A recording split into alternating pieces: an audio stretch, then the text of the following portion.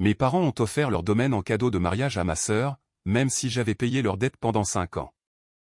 2 mois plus tard, ils ont exigé les clés de mon chalet de montagne, alors j'ai refusé. Mais ensuite, les policiers m'ont appelé. Mes parents ont donné tout leur domaine de banlieue en cadeau de mariage à ma sœur, Sloan, ignorant complètement le fait que j'avais secrètement payé leur dette massive pendant 5 longues années. 2 mois plus tard, ils ont eu le culot d'exiger les clés de mon chalet de montagne privé pour pouvoir y emménager. Quand j'ai refusé, ils y sont entrés par effraction quand même. Et c'est là que les policiers m'ont appelé. Vous ne croirez pas le réseau de mensonges tordus que j'ai découvert. Mon mari, Declan, et moi sommes arrivés au lieu luxueux du vignoble où le mariage de ma jeune sœur Sloan était sur le point d'avoir lieu.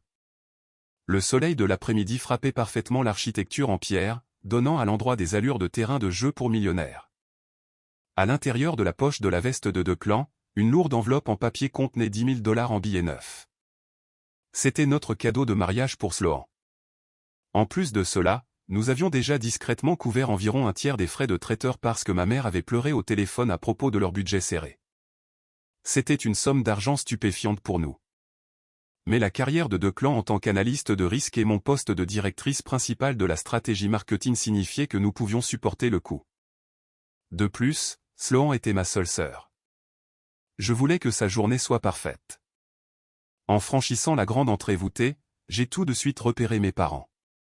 Ma mère, Rosalind, s'agitait avec la cravate en soie de mon père, Alistair, riant d'une blague privée. Ils avaient l'air radieux. C'était le seul mot pour le décrire.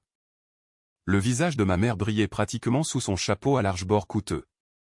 Et mon père avait l'air d'avoir 10 ans de moins, se tenant droit dans un smoking sur mesure.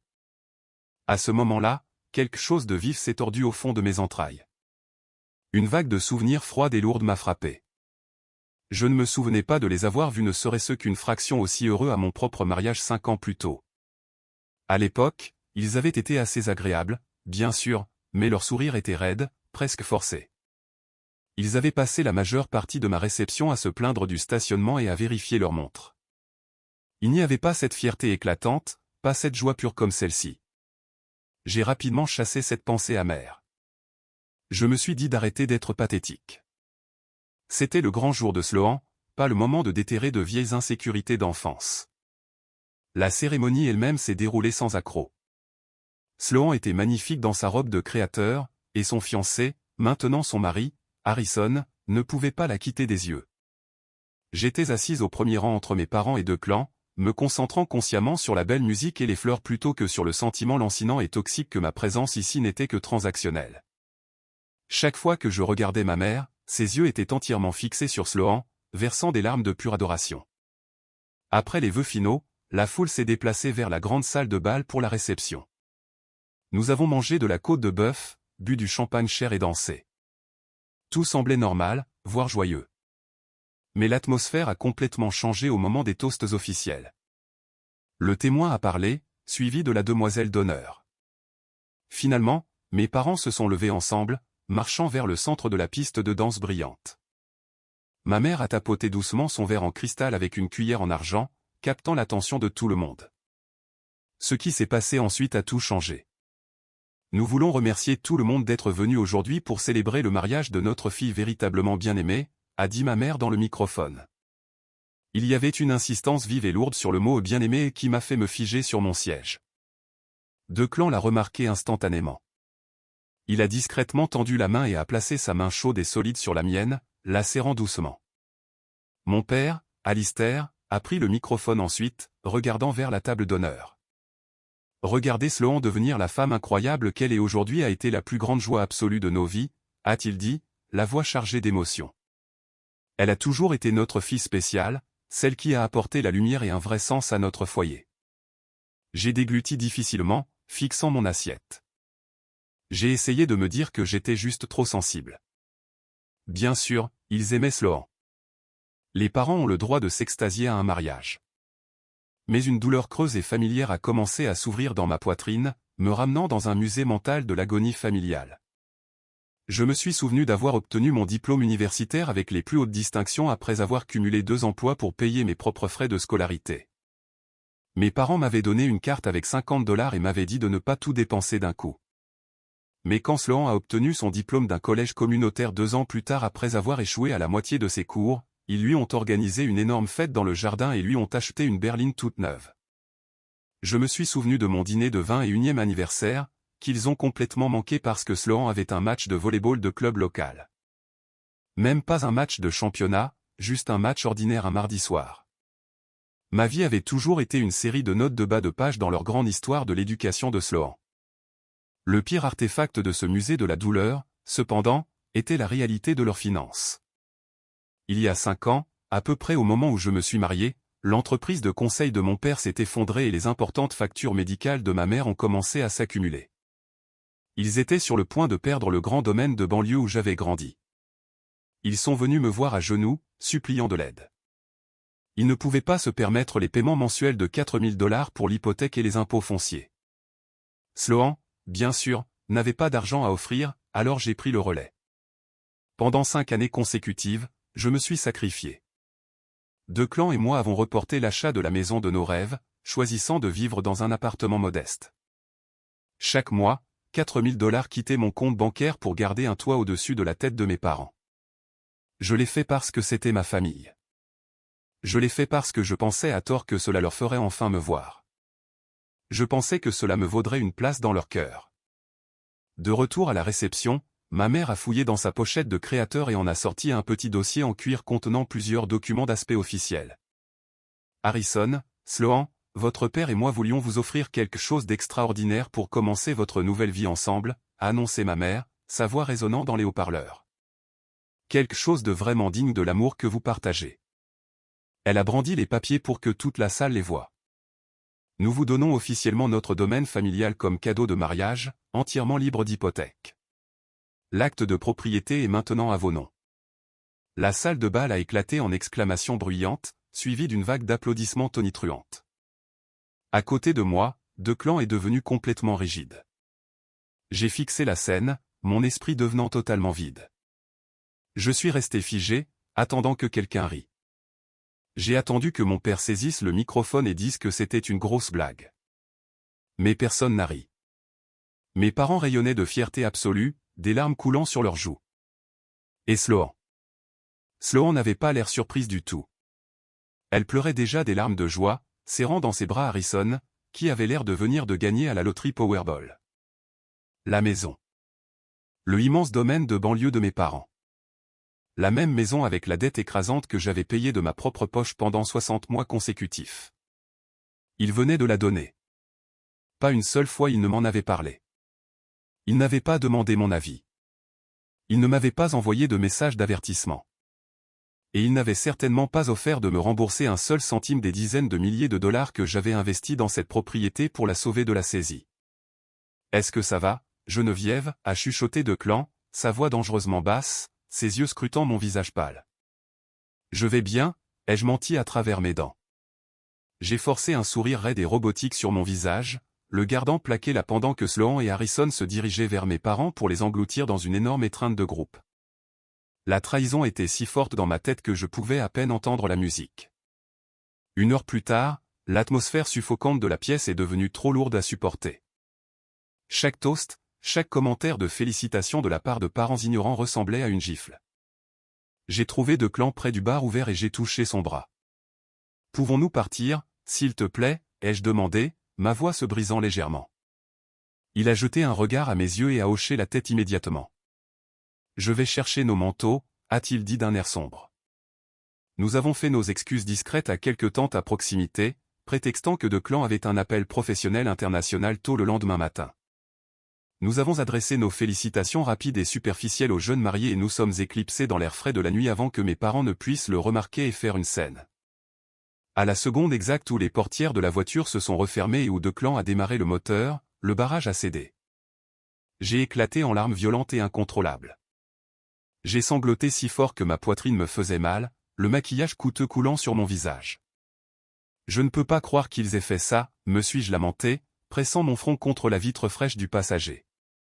Je saigne de l'argent depuis 5 ans pour sauver ce domaine. 5 ans, Declan. Et ils n'ont même pas eu la décence humaine de base de me dire qu'ils le lui cédaient. Je sais, ma chérie, a dit Declan, les jointures de ses doigts blanches sur le volant alors qu'il sortait du vignoble. C'est complètement monstrueux. Et Sloan le savait, ai-je craché, essuyant mes yeux avec colère avec un mouchoir. As-tu vu son visage? Elle n'a pas scié. Tout cela était prémédité dans ton dos. Il ne s'agit même pas de l'argent, ai-je craché, essuyant mes yeux avec colère avec un mouchoir. Je me fiche de la maison elle-même, mais le manque de respect total, l'effacement complet de tout ce que j'ai fait pour eux. Comment peuvent-ils se regarder dans le miroir?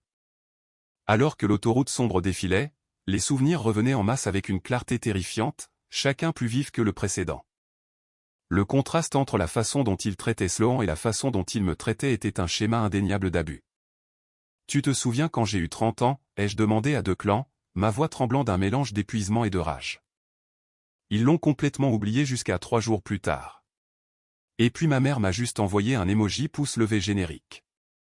Mais pour les 30 ans de Sloan, il prévoit déjà un voyage à Cabo. Tout tourne toujours autour d'elle. Je ne suis que le fantôme qui signe les chèques.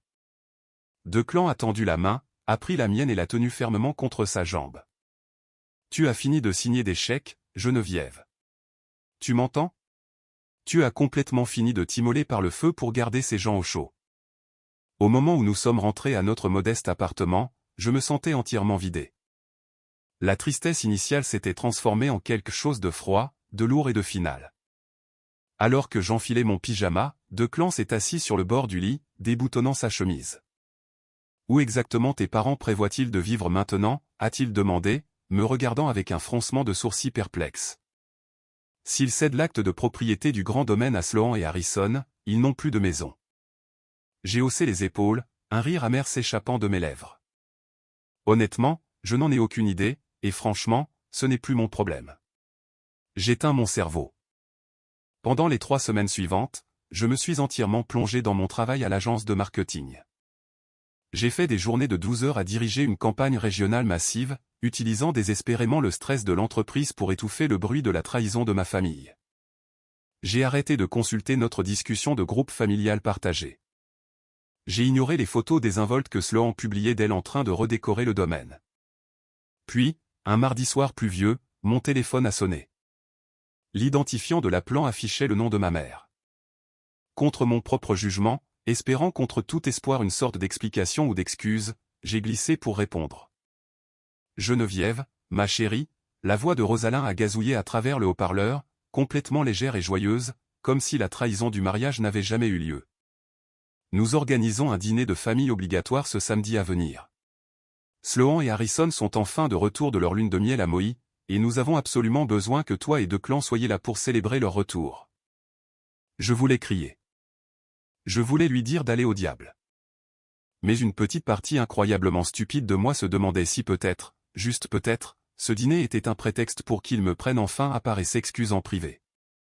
D'accord, ai-je dit, gardant ma voix entièrement plate et sans émotion. Nous serons là à 18h. Samedi est arrivé bien trop vite. Quand Declan et moi nous sommes engagés dans la longue allée familière du domaine, mon cœur battait la chamade contre mes côtes. J'ai remarqué le VUS tout neuf de Sloan garé bien en évidence devant, juste à côté de la vieille berline de mes parents. Nous avons monté les marches en briques, et j'ai hésité pendant 10 bonnes secondes avant de sonner à la porte. C'était profondément troublant de ne pas utiliser ma propre clé, mais ce n'était plus la maison de mes parents. Elle appartenait maintenant à l'enfant chéri. Ma mère a ouvert la porte, un énorme faux sourire plaqué sur son visage. Geneviève, Declan, entrez. Entrez. Elle m'a jeté ses bras autour du cou, me serrant fort. Je suis resté là comme une statue de pierre, refusant de la serrer en retour. Mon père, Alistair, était dans le salon avec Harrison, buvant du scotch et regardant un match de football. Il s'est levé quand nous sommes entrés, donnant à Declan une poignée de main ferme et traditionnelle et me faisant une brève étreinte de côté. « Où est Sloan ?» ai-je demandé, remarquant sa veste sur la chaise mais aucun signe d'elle. « Oh, elle est dans la salle à manger formelle en train de changer les parures de fenêtre », a dit ma mère nonchalamment, en agitant la main. Elle a complètement redécoré tout le rez-de-chaussée toute la semaine. Mon sang s'est glacé. 3 semaines. Cela faisait exactement 21 jours depuis le mariage, et Sloan était déjà en train d'arracher les rideaux de soie vintage bien-aimés de ma mère, les remplaçant comme si elle possédait la propriété depuis une décennie. Le manque absolu de respect pour l'histoire de quiconque était écœurant. Le dîner est servi, a annoncé ma mère bruyamment quelques minutes plus tard. Tout le monde à table. Nous avons pris nos places autour de l'imposante table en acajou. J'étais placé entre deux clans et mon père, directement en face de ma mère et de Sloan, avec Harrison occupant le bout de la table. La nourriture avait l'air spectaculaire, un énorme rôti de côte de bœuf avec des pommes de terre rôties. Mais mon appétit était complètement inexistant. Pendant les 15 premières minutes, toute la pièce a été prise en otage par Sloan et Harrison décrivant leur lune de miel de luxe dans les moindres détails angoissants. Ils ont parlé des hôtels 5 étoiles, des tours en hélicoptère privé et des dîners gastronomiques coûteux. J'étais assise là, picorant ma nourriture, hochant la tête de temps en temps pendant que deux clans posaient des questions polies et superficielles pour maintenir la paix. Finalement, lors d'une brève accalmie dans la conversation, alors que Sloan s'arrêtait pour siroter son vin, ma mère s'est raclé la gorge bruyamment et a posé sa fourchette. Alors, nous voulions te parler de quelque chose d'important, Geneviève, a-t-elle dit, son ton changeant soudainement en quelque chose de profondément théâtral. Eh bien, comme tu le sais, nous avons officiellement donné ce domaine à Sloan et Harrison comme cadeau de mariage permanent. Oui, j'ai remarqué, ai-je dit, ma voix tranchant la pièce comme une lame de rasoir. Ma mère a continué immédiatement, ignorant complètement le ton dangereux de ma voix. Le fait est qu'ils sont un jeune couple dynamique qui commence tout juste leur belle vie ensemble. Ils ont vraiment besoin de leur propre espace pour grandir et fonder une famille. Ils ont besoin d'une intimité totale. Je suis restée complètement silencieuse, la regardant droit dans les yeux, attendant que le piège se referme. Mon père s'est agité inconfortablement sur sa chaise, soudainement très intéressé par son verre de vin. Ce que ta mère essaie de dire, Geneviève, a marmonné mon père, refusant de me regarder, c'est que nous ne pouvons pas raisonnablement continuer à vivre ici avec eux. Ce n'est tout simplement pas juste pour les jeunes mariés. Ils ont besoin de leur propre maison. Je vois, ai-je dit, gardant mes mains soigneusement croisées sur mes genoux. Alors, où prévoyez-vous de vivre exactement? Mes parents ont échangé un long regard calculé. J'ai remarqué que Sloan est soudainement devenu incroyablement concentré sur l'écrasement de ses pommes de terre avec sa fourchette, un petit sourire suffisant jouant au coin de ses lèvres. Eh bien, a dit ma mère lentement, en se penchant en avant, nous y avons beaucoup réfléchi, et nous avons décidé que nous allions emménager dans ton chalet de montagne. C'est la taille parfaite pour nous deux. L'air est pur, et c'est dans un endroit magnifique et calme. J'ai posé ma fourchette. Le cliquetis du métal contre l'assiette en porcelaine a retenti comme un coup de feu dans la pièce silencieuse. Le chalet de montagne auquel il faisait référence était une magnifique propriété isolée sur Pine Ridge Road que j'avais achetée entièrement avec mon propre argent durement gagné avant même de rencontrer deux clans. J'avais économisé pendant 7 ans pour me l'offrir, travaillant 60 heures par semaine et sacrifiant tout luxe. C'était mon sanctuaire sacré, le seul endroit où j'allais pour échapper à l'anxiété écrasante de ma vie. Parfois, par pure gentillesse, j'avais laissé mes parents l'utiliser pour une escapade d'un week-end. Maintenant, ils le revendiquaient nonchalamment. Vous avez donné la maison que j'ai payée, et maintenant vous voulez mon chalet. Que feriez-vous si votre propre famille vous traitait comme un compte bancaire invisible? Faites-le moi savoir dans les commentaires ci-dessous. Et s'il vous plaît, appuyez sur ce bouton j'aime pour aider à soutenir la chaîne. Laissez-moi bien comprendre, ai-je dit, ma voix terrifiante de calme et de maîtrise. Vous avez donné tout ce domaine, la maison exacte pour laquelle je paie l'hypothèque de 4 000 $ par mois depuis 5 ans, à Sloan. Et maintenant, sans même prendre le téléphone pour me le demander, vous avez décidé que vous alliez simplement emménager de manière permanente dans ma propriété privée? Geneviève, s'il te plaît, sois raisonnable, a cassé mon père, son front se plissant en un froncement de sourcils paternel et sévère. Où d'autres sommes-nous censés aller? Nous vieillissons, et nous n'avons pas les liquidités pour aller acheter une nouvelle maison maintenant. Ce n'est absolument pas mon problème, ai-je dit en me levant de table. Ma chaise a raclé bruyamment contre le parquet. Vous aviez une immense et magnifique maison. Vous avez choisi de la donner à Sloan sans consulter la personne qui la finançait réellement. Et maintenant vous vous attendez à ce que je vous remette mes clés? Absolument pas. Ce n'est pas comme si tu utilisais beaucoup ce chalet de toute façon, Geneviève, est intervenu Sloan, sa voix dégoulinant d'une douceur artificielle et d'une arrogance imméritée. Tu es toujours coincé en ville à travailler. Nous avons besoin d'un endroit pour vivre. Ne sois pas si incroyablement égoïste. Je me suis retourné, fixant mon regard directement sur ma sœur. « Es-tu folle en ce moment, Sloan? Ce chalet est ma propriété légale. Je l'ai acheté. Je paie les impôts dessus. C'est moi qui décide exactement qui y vit, et tu n'as pas ton mot à dire. » Le visage de ma mère est devenu complètement pâle, ses yeux s'écarquillant d'une fausse horreur. « Tu ne peux pas le penser. Tu ne dis pas vraiment non à tes propres parents, n'est-ce pas? » « C'est exactement ce que je dis, » ai-je répondu en ramassant mon sac à main par terre. « Non. Vous n'emménagez pas dans mon chalet de montagne. Ni cette semaine, ni le mois prochain, ni jamais. » La salle à manger est tombée dans un silence de mort suffocant. Puis le visage de ma mère s'est décomposé en larmes théâtrales et dramatiques. « Comment peux-tu être si cruel avec nous après tout ce que nous avons fait pour toi ?» s'est-elle lamentée, enfouissant son visage dans ses mains. « Nous t'avons élevé. Nous t'avons donné la vie. Oui. Et en tant que mes parents, vous auriez pu penser à discuter de vos grands projets immobiliers avec moi avant de donner une maison que je payais activement, » ai-je crié en retour, la colère brisant enfin mon mur de contrôle. « Vous n'avez pas le droit d'exiger ma propriété. Tu as toujours été si amère et avide, Geneviève, » a hurlé Sloan, claquant sa main à plat sur la table, faisant vibrer les verres à vin. « Tu es jalouse de moi depuis que nous sommes enfants parce que tu sais au fond de toi que maman et papa m'aiment plus. Tu n'es qu'une personne envieuse et haineuse. » Je l'ai regardée, véritablement stupéfaite par la laideur brute et nue de ses paroles. Puis une vague de calme étrange et puissante m'a envahi. J'ai regardé Sloan, puis ma mère en pleurs. « Si maman et papa t'aiment tant, Sloan, et que tu les aimes tant, alors pourquoi ne les laisses-tu pas vivre ici avec toi ?» ai-je demandé, ma voix mortellement calme. C'est une immense maison de 4 chambres. Il y a plus qu'assez de place pour vous 4. La bouche de Sloan s'est refermée instantanément. Elle a détourné le regard, son visage devenant d'un rouge colérique profond. « Ça. Ce n'est absolument pas la question, » a-t-elle marmonné, fixant son assiette. « Harrison et moi avons besoin de notre intimité conjugale. Et j'ai besoin de mon chalet, » ai-je rétorqué. On dirait que nous avons toutes les deux des besoins. De Clan, nous partons. Toute la semaine suivante a été un véritable cauchemar de harcèlement psychologique.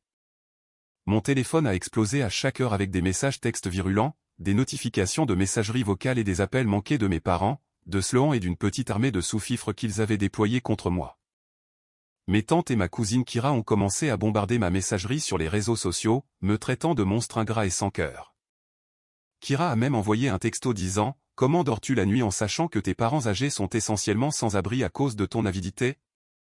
J'étais assise à l'îlot de notre cuisine, fixant l'écran, des larmes de pure frustration menaçant de déborder. De Clan s'est approché, m'a pris le téléphone des mains et l'a éteint complètement. « Bloque-les, Geneviève. Bloque-les absolument tous. Tu as besoin d'espace pour respirer. » C'est ce que j'ai fait. J'ai bloqué les numéros de mes parents, le numéro de Sloan et tous les parents éloignés qui avaient décidé de se joindre au cirque. 2 semaines de silence magnifique et bienheureux ont suivi. De Clan et moi sommes retombés dans notre routine paisible, et j'ai enfin eu l'impression de pouvoir respirer à nouveau. Mais De Clan, avec son esprit analytique, ne pouvait pas laisser tomber les chiffres financiers. Il a passé 3 nuits à fouiller dans les registres de propriété publique et nos anciens relevés financiers. Jeudi soir, il m'a appelé dans le bureau à domicile, son expression incroyablement sombre. « Geneviève, tu dois voir ça », a-t-il dit en pointant un document sur ses 2 moniteurs. « Ceci est l'historique public de l'acte de propriété du domaine de tes parents. » Je me suis penché par-dessus son épaule, plissant les yeux pour lire les petits caractères. Qu'est-ce que je regarde? Il y a 5 ans, quand ils t'ont demandé de l'aide, ils t'ont dit qu'ils ne pouvaient tout simplement pas se permettre l'hypothèque originale, n'est-ce pas, a expliqué De Clan, sa voix tendue de colère contenue. Regarde cette date de dépôt d'il y a 3 ans. Ton père a secrètement contracté une 2e hypothèque massive sur la maison pour 240 000 $. Ma mâchoire est tombée. 240 000 $? Pourquoi? Leur facture médicale n'était pas si élevée. De Clan a affiché un autre registre public des entreprises, la boutique de mode de luxe de Sloan qu'elle a ouverte et fermée en 8 mois. Tes parents n'avaient pas besoin d'argent pour survivre, Geneviève. Ils ont utilisé tes 4 000 $ par mois pour rembourser leur dette immobilière principale pendant qu'ils se ruinaient secrètement pour financer le projet vaniteux raté de Sloan. Tu ne sauvais pas tes parents de la rue. Tu finançais sans le savoir le style de vie gâté de Sloan. Une rage froide et dure s'est installée au plus profond de mes os. La trahison était complète. Il m'avait traité comme une esclave pour financer les caprices de l'enfant chéri. J'ai immédiatement appelé Veta, une avocate immobilière pointue et pragmatique que je connaissais par le travail, et j'ai expliqué toute la situation. Nous avons commencé à rédiger des documents juridiques officiels pour protéger mes actifs. La nuit suivante, à précisément 2 heures du matin, mon téléphone a vibré violemment avec une alerte d'urgence. Je me suis redressé d'un bond dans mon lit, le cœur battant à tout rompre. C'était une notification de haute priorité du système de sécurité intelligent de mon chalet de montagne. Mouvement détecté. Porte d'entrée ouverte. Mon estomac est tombé dans un puissant fond d'effroi. Quelqu'un était à l'intérieur de mon sanctuaire. Merci d'avoir écouté ce drame familial intense sur Revenge Silent. Si vous voulez voir comment cette trahison ultime se déroule et entendre le karma satisfaisant qui est sur le point de les frapper, s'il vous plaît, appuyez sur le bouton j'aime dès maintenant. Abonnez-vous à la chaîne et laissez un commentaire avec le nom de la ville depuis laquelle vous regardez actuellement. Chaque commentaire aide vraiment cette vidéo à se propager à plus de spectateurs. Merci beaucoup pour votre incroyable soutien, et restez à l'écoute pour la suite. J'ai fixé l'écran lumineux de mon téléphone dans la chambre noire, mon sang se glaçant complètement. La notification de l'application de sécurité a de nouveau clignoté. Mouvement détecté. Porte d'entrée ouverte. Quelqu'un avait utilisé une clé de secours physique pour déverrouiller la lourde porte en bois de mon chalet de montagne, mais il ne connaissait pas le code d'accès numérique pour désarmer le système d'alarme. Je savais exactement qui c'était. Mes parents l'avaient vraiment fait. Ils avaient gravi la montagne au milieu de la nuit pour squatter agressivement mon sanctuaire. 2 clans étaient instantanément réveillés, jetant les couvertures et attrapant ses lunettes. « Qu'est-ce qui se passe » a-t-il demandé, sa voix rauque de sommeil. « Ils sont entrés par effraction » ai-je soufflé, mes mains tremblant physiquement d'un mélange d'adrénaline et de rage pure et sans mélange. Mes parents sont vraiment entrés par effraction dans le chalet. Ils pensent que s'ils déplacent leurs cartons à l'intérieur, je n'aurai pas le courage de les mettre dehors dans le froid. 2 clans n'a pas hésité une seule seconde. Appelle le poste local tout de suite. Appelle le shérif Orson.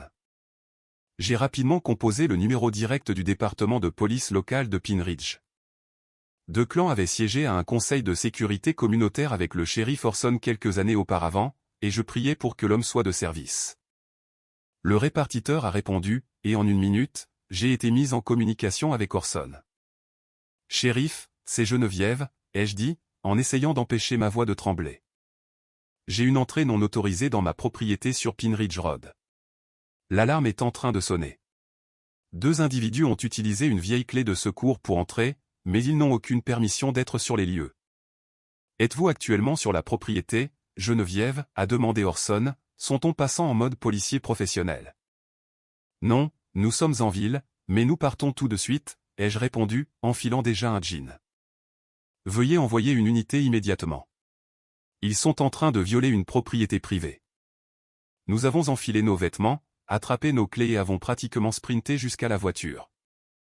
La montée en montagne prenait habituellement plus d'1 heure, mais 2 clans conduisaient comme un possédé. Les routes de montagne sinueuses et noires comme du jet étaient terrifiantes, mais ma colère brûlait plus fort que ma peur. Comment pouvait-il être si incroyablement arrogant après que je les avais explicitement regardés dans les yeux et leur avais dit non? Ils croyaient toujours que mes limites étaient complètement invisibles. Ils pensaient que ma propriété n'était qu'une extension de leur propre ego. Le chauffage dans la voiture était à fond, mais j'avais un froid glacial. Mon esprit a parcouru 1000 scénarios horribles différents. Détruirait-il mes meubles? Refuserait-il de partir et forcerait-il une confrontation physique? C'était le cauchemar familial toxique ultime qui prenait vie. Alors que nous prenions enfin le dernier virage serré de Pine Ridge Road, les pins denses se sont écartés. Mon souffle s'est coupé dans ma gorge. L'obscurité lourde de la montagne était complètement brisée par le flash aveuglant et stroboscopique de lumière rouge et bleu vive. 2 voitures de police locale étaient garées en angle aigu juste dans mon allée en gravier, empêchant quiconque de partir. Nous nous sommes garés derrière elles, le gravier crissant bruyamment sous nos pneus. Mon cœur battait la chamade contre mes côtes. J'ai détaché ma ceinture de sécurité et j'ai poussé la portière de la voiture, sortant dans l'air glacial de la montagne. Je m'attendais à un désordre, mais je n'étais pas entièrement préparé à la scène pathétique et chaotique qui se déroulait sur mon porche d'entrée. Que se passe-t-il lorsque des parents toxiques se heurtent enfin au mur de briques de la loi? Vous le verrez dans une seconde. Ils étaient là. Mon père, Alistair, et ma mère, Rosalind, étaient assis côte à côte sur les marches froides en bois de mon porche, l'air absolument misérable et incroyablement petit sous l'éblouissement dur des projecteurs de la police. Empilés de manière désordonnée tout autour d'eux se trouvaient au moins 10 lourdes boîtes en carton et 4 grandes valises. Ils avaient littéralement emballé toute leur vie pour s'imposer dans ma maison. Quand mon père m'a vu remonter l'allée, il a immédiatement sauté sur ses pieds. Une expression de soulagement désespéré envahissant son visage vieillissant. « Geneviève, Dieu merci, tu es là » a-t-il crié en agitant les mains. « S'il te plaît, dis à ces officiers qu'il y a eu un énorme malentendu. Dis-leur que nous sommes tes parents. » Je me suis arrêté juste à côté du shérif Orson, qui tenait une lourde lampe de poche. Je n'ai même pas regardé mon père. J'ai regardé directement le shérif. « Merci d'avoir répondu si incroyablement vite, Orson, » ai-je dit, ma voix stable et froide. Ces deux individus sont en effet mes parents. Cependant, ils n'ont absolument pas ma permission d'être ici. Je leur ai expressément interdit d'entrer dans ma propriété il y a quelques jours à peine. Ma mère a eu un hoquet bruyant, serrant son manteau coûteux autour de sa poitrine.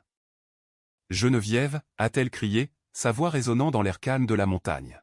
« Tu ne peux pas faire ça. Nous sommes ta famille. Tu nous traites comme de vulgaires criminels. » J'ai lentement tourné la tête pour la regarder. L'audace pure de son indignation était presque drôle. « Vous êtes entré par effraction dans ma maison au milieu de la nuit, » ai-je déclaré platement. « Qu'est-ce que vous pensiez qu'il allait se passer exactement? Vous pensiez que j'allais juste soupirer et vous préparer le petit déjeuner?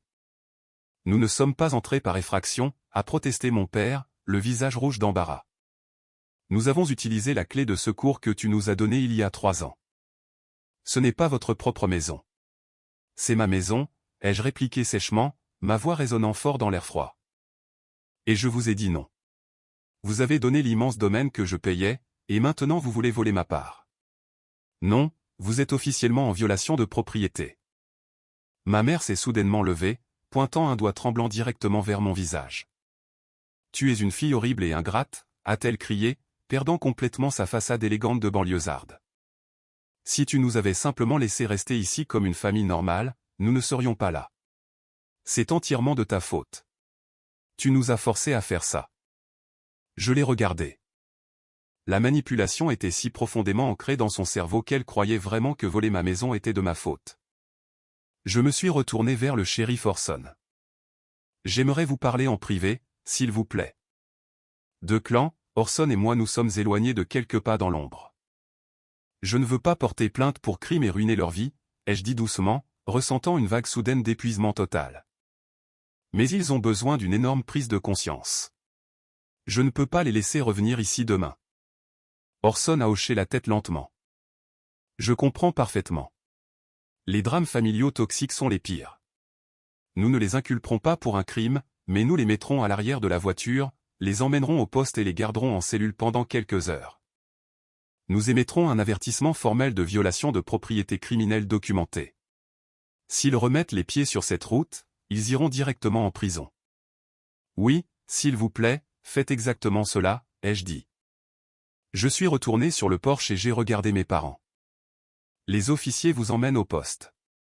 Vos affaires seront transportées dans un entrepôt public local. Je paie pour 1 mois. Après cela, vous êtes entièrement livré à vous-même. Alors que les policiers guidaient physiquement ma mère en pleurs et mon père abasourdi à l'arrière de la voiture de police, verrouillant les portes de la cage, j'ai ressenti une étrange sensation. Je pensais que je me sentirais coupable. Mais honnêtement, je me sentais juste libre. Mais la guerre n'était pas encore terminée, car un narcissique ne baisse jamais les bras sans un combat public.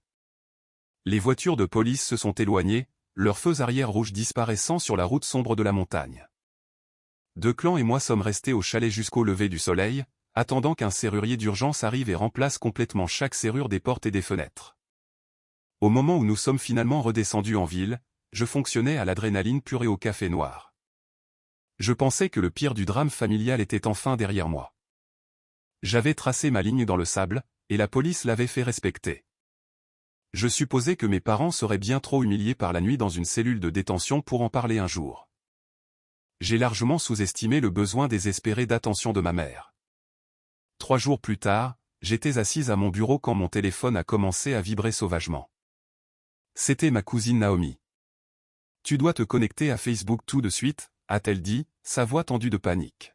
« Ta mère vient de lâcher une bombe nucléaire sur son fil d'actualité, et toute la famille élargie devient complètement folle. » J'ai rapidement ouvert mon ordinateur portable et navigué jusqu'au profil public de Rosalyn. C'était là, une publication massive de plusieurs paragraphes accompagnés d'un selfie tragique aux yeux larmoyants. « Aujourd'hui, mon cœur est complètement brisé en 1 million de morceaux », commençait la publication. Après avoir consacré toute ma vie à élever mes enfants, mon mari et moi avons été jetés à la rue comme des ordures indésirables. Notre fille aînée, Geneviève, a littéralement appelé la police armée sur nous et nous a fait jeter dans une cellule de prison froide juste pour avoir cherché refuge dans son chalet vide. Nous sommes sans abri, terrifiés et le cœur brisé. S'il vous plaît, priez pour nous dans notre heure la plus sombre. Elle a commodément omis chaque fait réel. Elle n'a pas mentionné avoir donné son domaine d'1 million de dollars à Sloan. Elle n'a pas mentionné les 5 années de paiements hypothécaires que j'avais fait. Elle s'est juste dépeinte comme une martyre âgée et innocente abusée par une fille riche et cruelle. La section des commentaires était un véritable bain de sang. Des parents à qui je n'avais pas parlé depuis 10 ans sortaient du bois pour attaquer ma personnalité. Ma tante a commenté, c'est de la pure maltraitance des personnes âgées. Geneviève devrait avoir honte de se montrer en public. Puis j'ai vu un commentaire de Kira, l'horrible meilleure amie de Sloan. Elle a partagé la publication sur son propre fil d'actualité, ajoutant « Geneviève a toujours été une narcissique amère et toxique qui déteste ses parents parce qu'ils aiment plus Sloan. Le karma va la détruire. » Je me suis adossé à ma chaise de bureau coûteuse et j'ai pris une profonde inspiration régulière. Il y a quelques années, cette humiliation publique m'aurait anéanti. Elle m'aurait fait sombrer dans une profonde dépression, les suppliant de retirer la publication. Mais aujourd'hui, le feu en moi s'est transformé en glace pure et calculatrice. Il voulait une scène publique. Il voulait que tout le monde juge la dynamique familiale. Très bien, je leur donnerai exactement ce qu'ils demandaient. J'ai fouillé dans ma mallette en cuir et j'ai sorti le dossier juridique épais que Declan et moi avions compilé. Il était temps d'ouvrir le musée de la douleur au grand public. Quelle est selon vous la meilleure façon de gérer une campagne de dénigrement public de la part de votre propre famille? Continuez à écouter car mon prochain geste a tout changé. Je n'ai pas écrit un long paragraphe émotionnel pour défendre mes sentiments. Les faits n'ont pas besoin de sentiments. Les faits ont juste besoin de preuves. J'ai passé les 20 minutes suivantes à élaborer la réponse la plus dévastatrice et cliniquement précise possible. Je ne l'ai pas publiée en commentaire sur son mur. J'ai créé une toute nouvelle publication publique sur mon propre fil d'actualité et j'ai identifié chaque membre de la famille qui s'était exprimé, y compris ma mère, mon père, Sloan, Kira et les tantes grandes gueules. J'ai intitulé la publication « Le vrai coup d'être la fille invisible ». Je suis resté complètement silencieuse sur les affaires financières privées de ma famille pour protéger leur fierté fragile, ai-je tapé. Mais puisque ma mère a choisi de m'accuser publiquement de maltraitance envers les personnes âgées, je suis légalement et moralement obligé de présenter la vérité réelle. Veuillez examiner attentivement les documents ci-joints avant de continuer à harceler ma famille. Pièce jointe numéro 1, les relevés bancaires officiels des 5 dernières années. J'ai surligné chaque virement mensuel de 4 000 $ par mois, 60 mois. Totalisant 240 000 $ de mon revenu personnel payé directement à la banque pour sauver le domaine de mes parents d'une saisie totale. Pièce jointe numéro 2, les registres publics montrant la deuxième hypothèque que mes parents ont contractée, le montant exact de la dette qu'ils m'ont cachée, qu'ils ont utilisé entièrement pour financer la boutique de mode ratée de ma sœur Sloan. Ils m'ont menti sur une dette médicale pour que je paie pour le style de vie de Sloan. Pièce jointe numéro 3, le document officiel de transfert de propriété daté d'il y a seulement 3 semaines montrant mes parents offrant joyeusement le même domaine que j'ai payé. Entièrement libre et quitte, à Sloan et Harrison en cadeau de mariage. Pièce jointe numéro 4, une capture d'écran que Declan avait enregistrée de l'Instagram public de Sloan il y a 1 an. C'était une photo de Sloan et Kira buvant du champagne sur un yacht. Dans les commentaires, Kira avait demandé comment Sloan se le permettait. La réponse de Sloan était là, noir sur blanc, oh, mes parents font juste payer leur facture à ma sœur. Elle est la bête de somme de la famille parce qu'elle se sent coupable d'être le vilain petit canard. Lol. J'ai terminé la publication par une dernière phrase écrasante. Je n'ai pas jeté mes parents à la rue. Ils ont donné leur immense maison à ma sœur, sont entrés par effraction dans ma propriété privée après avoir reçu un nom, et la police les a expulsés pour violation de propriété criminelle. Si vous êtes si profondément préoccupé par leur situation de logement, je vous suggère fortement de demander à Sloan d'ouvrir l'une de ses 4 chambres d'amis vides. J'ai cliqué sur publier. Puis j'ai éteint mon téléphone, je me suis versé une tasse de café noir et je suis retourné organiser mes feuilles de calcul marketing. J'ai laissé la bombe exploser en complet silence. En moins d'une heure, les ondes de choc ont frappé. L'écran de mon téléphone s'est allumé sur mon bureau, vibrant continuellement comme un insecte piégé. Je l'ai ignoré. J'ai regardé les notifications défiler sur mon navigateur. Le récit s'est inversé si violemment que j'en ai eu le tournis. Les tantes qui m'avaient traité de monstre supprimaient soudainement leurs commentaires dans une panique totale. De vieux amis de la famille ont commencé à s'en prendre à ma mère, la traitant de fraudeuse manipulatrice. Les gens identifiaient Sloan, exigeant de savoir comment elle pouvait être si incroyablement mauvaise envers sa propre chair et son propre sang. Les sous-fifres qui m'avaient attaqué se retournaient maintenant vicieusement les uns contre les autres, essayant désespérément de sauver leur propre réputation. La vérité est une arme terrifiante quand on cesse enfin d'avoir peur de dégainer. Mais la meilleure partie de toute cette vengeance n'était pas les commentaires sur Facebook. La meilleure partie était la destruction absolue qu'elle a causée à l'intérieur du mariage parfaitement organisé de Sloan.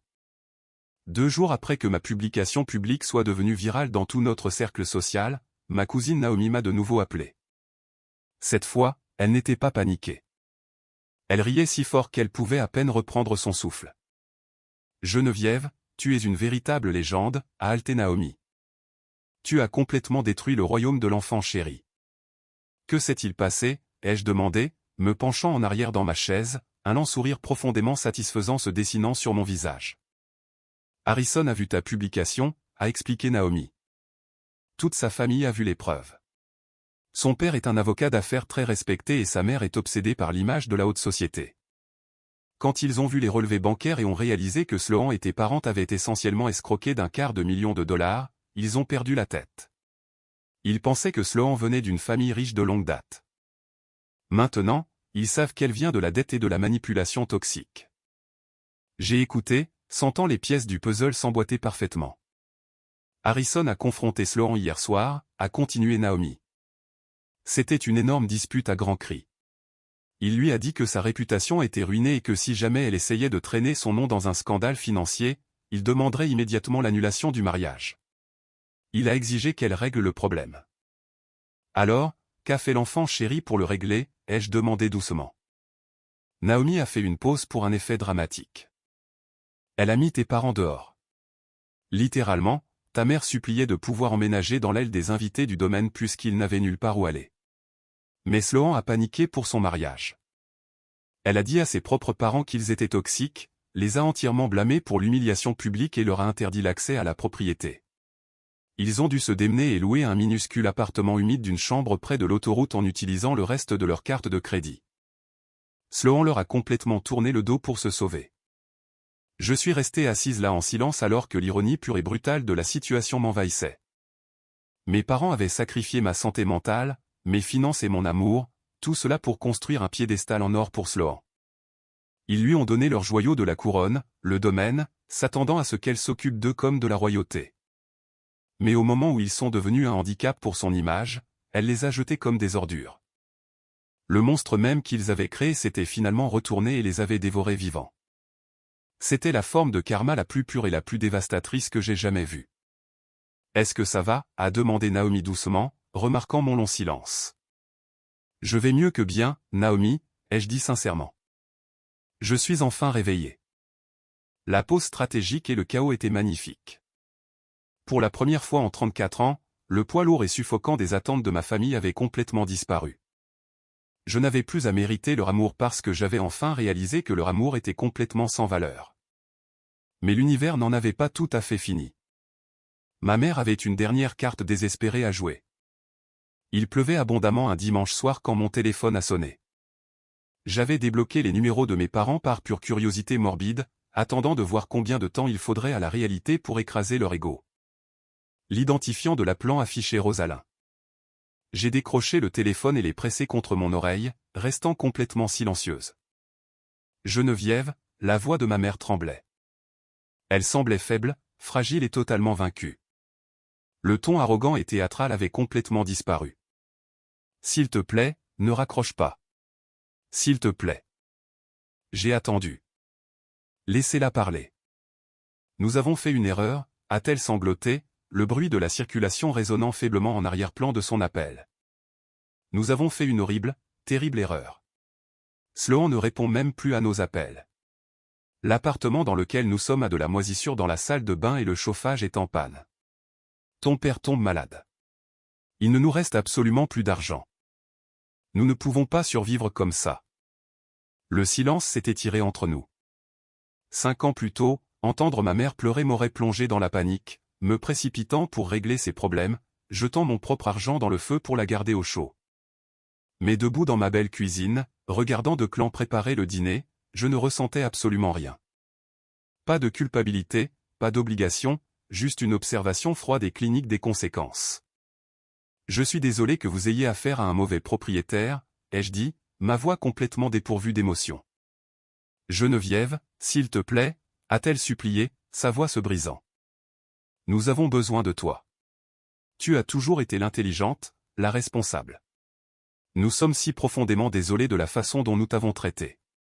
S'il te plaît, peux-tu juste nous prêter $2000 pour rompre ce bail? Juste le temps que nous nous remettions sur pied.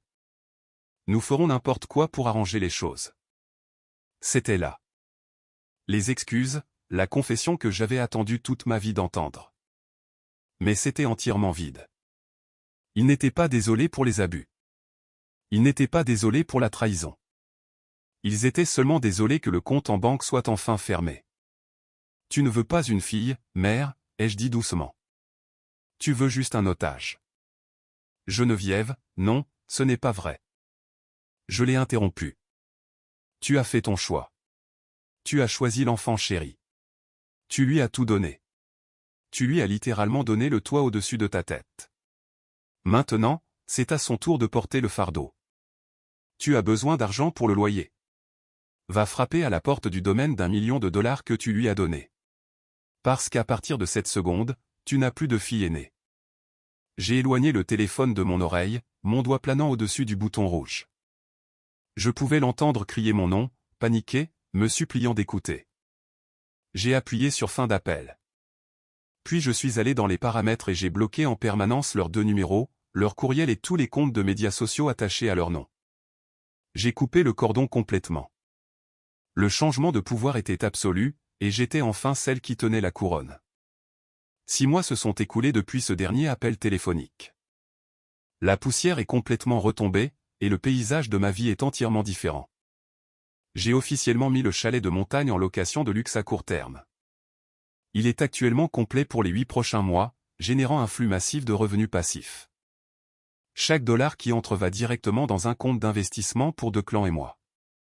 Nous sommes actuellement en train de finaliser l'achat de notre propre magnifique maison de rêve dans un quartier calme et bordé d'arbres, loin de ma vieille ville natale. Par le bouche-à-oreille familial, j'ai entendu que Sloan et Harrison sont actuellement en procédure de divorce compliquée. Sans mon argent finançant silencieusement la façade familiale, les habitudes de dépenses de Sloan ont rapidement poussé Harrison à bout. Ils se disputent le domaine, qui tombe lentement en décrépitude parce qu'aucun d'eux ne peut réellement se permettre les impôts fonciers ou l'entretien. Mes parents sont toujours coincés dans ce minuscule et misérable appartement près de l'autoroute. Ma mère a dû prendre un emploi de caissière à temps partiel dans une épicerie locale pour joindre les deux bouts, profondément humiliée chaque fois qu'elle rencontre l'un de ses anciens amis riches de la banlieue. Je n'ai aucune pitié pour aucun d'entre eux. Pendant longtemps, la société nous conditionne à croire que les liens du sang sont plus forts que tout. On nous enseigne que nous devons pardonner sans cesse à notre famille, peu importe à quel point elle est toxique, abusive ou parasite. On nous dit que partir fait de nous le méchant. Mais j'ai appris à la dure que l'ADN ne donne à personne un laissez-passer gratuit pour détruire votre santé mentale et voler votre avenir. Parfois, la chose la plus courageuse et la plus belle que vous puissiez faire est de rassembler votre amour, de verrouiller la porte derrière vous et de laisser les gens qui vous ont pris pour acquis brûler dans le feu qu'ils ont eux-mêmes allumé. Je ne suis plus la fille invisible. Je ne suis plus le compte en banque de la famille. Je suis juste Geneviève. Et pour la première fois de toute ma vie, je suis sincèrement heureuse. Maintenant, j'ai une question sérieuse pour vous tous qui regardez. Beaucoup de mes parents éloignés chuchotent encore dans mon dos, disant que j'ai été bien trop impitoyable en exposant publiquement les relevés bancaires et en laissant mes parents âgés se débrouiller seuls dans un appartement bon marché. Pensez-vous que je suis allé trop loin en lâchant la bombe de vérité sur les médias sociaux? Aurais-je dû leur donner une dernière chance, ou ont-ils eu exactement le karma qu'ils méritaient? S'il vous plaît, partagez vos réflexions et faites-moi part de votre verdict dans la section des commentaires ci-dessous.